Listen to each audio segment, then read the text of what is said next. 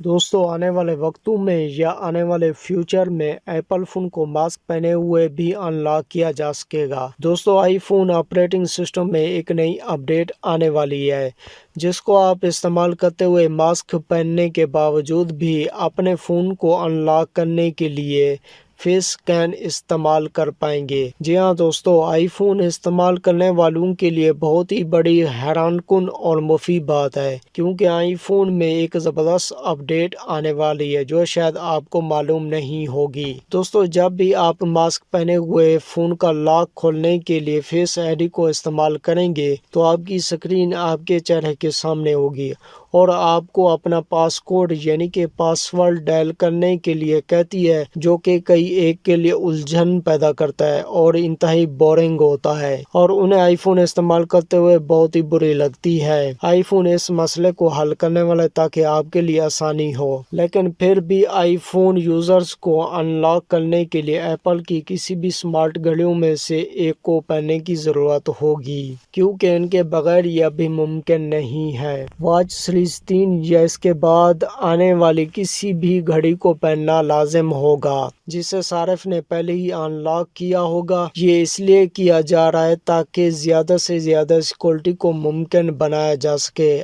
آپ کے آئی فون کو، تاکہ آپ کے موبائل فون کا ڈیٹا کوئی ہیکرز آپ کے ڈیٹا کو ہیک نہ کر لے، کیونکہ ماسک پہنے ہوئے چہرہ کا اسکین زیادہ تفصیل سے نظر نہیں آئے گا۔ سافٹ ویئر کا بیٹا ورژنز کو ڈیولپرز نے مہیا کر دیا گیا ہے اور امید ہے کہ اسے ایسا رول آؤٹ کر دیا جائے گا،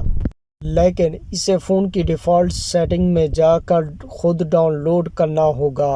اور یہ ایسا خود بخود ڈاؤن لوڈ نہیں ہوگا بلکہ آپ نے سیٹنگ میں جا کر اس کو ڈاؤن لوڈ کرنا پڑے گا۔ سن 2020 میں چینی محققین نے تجویز دی تھی کہ ماسک پہنے ہوئے چہرے پہچاننے کے لیے فیس آئی ڈی اس طرح سیٹ کی جا سکتی ہے کہ ماسک کو آدھا تہہ کر کے اسے چہرے کے نچلے حصے پر رکھا جائے اور پھر ری اسکین کیا جائے۔ اینڈرائیڈ ڈیوائسز نے چہرے کی شناخت انلاک کرنے کے لیے ابھی تک کوئی سرکاری حل نہیں نکالا ہے، اور ہو سکتا ہے آنے والے وقتوں میں کمپنی اس مسئلے کا حل ڈھونڈ لے گی۔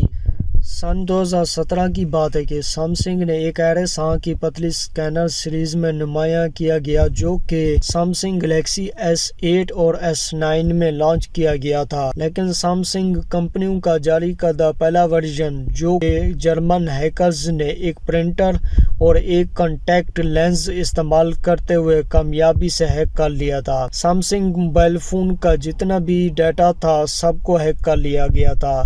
اس وقت سیمسنگ نے کہا تھا کہ اس کو میسر بنانے کے لیے حالات کے ایک نایاب امتزاج کی ضرورت ہوگی،